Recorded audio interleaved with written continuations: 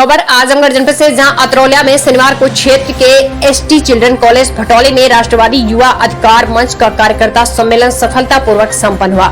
कार्यक्रम के मुख्य अतिथि के रूप में शशांक सिंह शेखर उर्फ पुष्कर मौजूद रहे। कार्यक्रम की अध्यक्षता अमरनाथ सिंह ने किया। कार्यक्रम का संचालन ब्रजेश सिंह ने किया।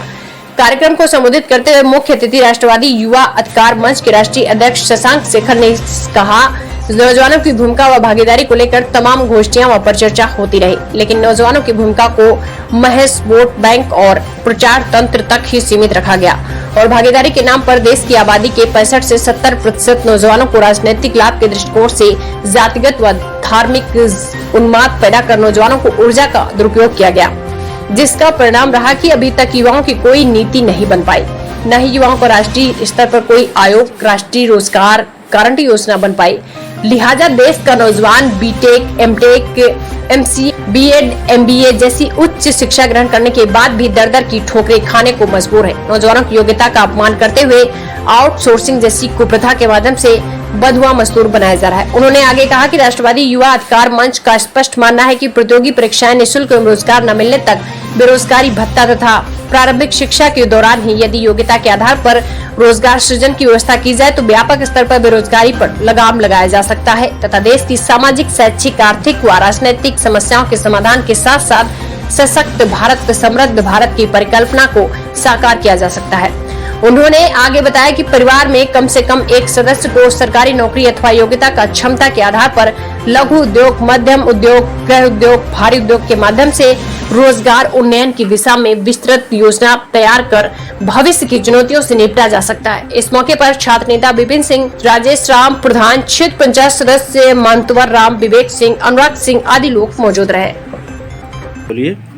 मैं शशांक शेखर सिंह पुष्कर, राष्ट्रीय अध्यक्ष राष्ट्रवादी युवा अधिकार मंच। अच्छा, राष्ट्रीय युवा अधिकार मंच की स्थापना क्यों करनी पड़ी, क्या कारण रहा? आप भी नौजवान हैं, अभी तक कोई भी राजनीतिक दल नौजवानों की मुद्दों को लेकर के फ्रंट पर खड़ा नहीं हुआ, वो सिर्फ राजनीति करता रहा। आप देखेंगे कि राजनीतिक पार्टियां जब सत्ता में होती हैं तो उसका विरोध करती हैं और जब विपक्ष में होती हैं तो उसी चीज को लागू कर देती हैं। उसका ठीक उल्टा, जब वो विपक्ष में होती हैं तो उसी पर हंगामा करती हैं और सत्ता में होती है तो उस पर कर देती हैं। तो राजनीतिक पार्टियों का अपना एक एजेंडा होता है। युवा अधिकार मंच का गठन मुझे इसलिए करना पड़ा कि नौजवान अभी तक अपना कोई नीति नहीं बना पाया है।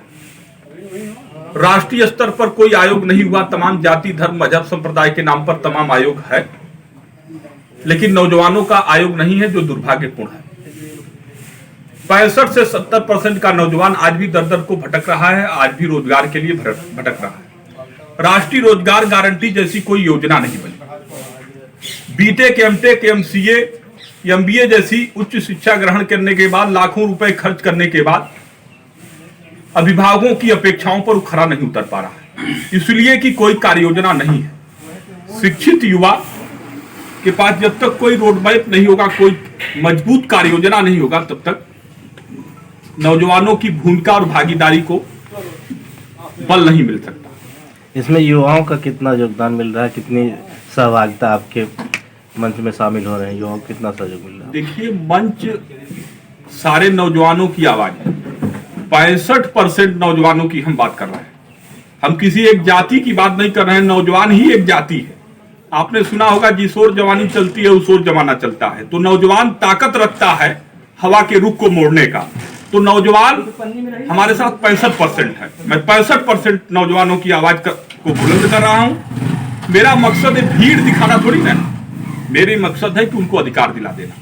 ये पार्टियां कहती है मेरे पास लाखों लोग हैं, करोड़ों लोग हैं, और आप भी जानते हैं कि लाखों करोड़ों लोग कैसे मेंबर बनाए जाते हैं। तो जमीनी हकीकत पर राष्ट्रवादी युवा अधिकार मंच राजनीतिक दलों को जमीनी हकीकत पर लाना चाहता है और नौजवानों के अधिकारों के प्रति सचेत कर रहा है कि आने वाले समय में अब यही नौजवान आपको हर रूप से घेरने का काम करेगा। आपने देखा होगा अभी पंचायत चुनाव में तमाम निर्दलीय युवा प्रत्याशी चुनाव जीते, तमाम इसमें क्षेत्र पंचायत सदस्य और ग्राम प्रधान हैं भी जो युवा है। क्या विधानसभा में चुनाव लड़ने की कोई रणनीति नहीं है? नहीं, देखिए, चुनाव लड़ने की बात बाद में है। यही सवाल पहले आ जाता है और सारे सवाल पीछे छूट जाते हैं। चुनाव लड़ना तो एक लोकतांत्रिक प्रक्रिया का हिस्सा है, उसको तो लड़ना न लड़ना, जो नौजवान चाहेगा तो चुनाव बिल्कुल लड़ूंगा। मैं भी इस लोकतांत्रिक देश में रहता हूं। नौजवानों की बात कोई नहीं करेगा तो उनकी भूमिका और भागीदारी तो सुनिश्चित करनी पड़ेगी ना, चाहे वो राजनीति में जाकर के, चाहे वो राजनीतिक भागीदारी को लेकर के ये करेंगे।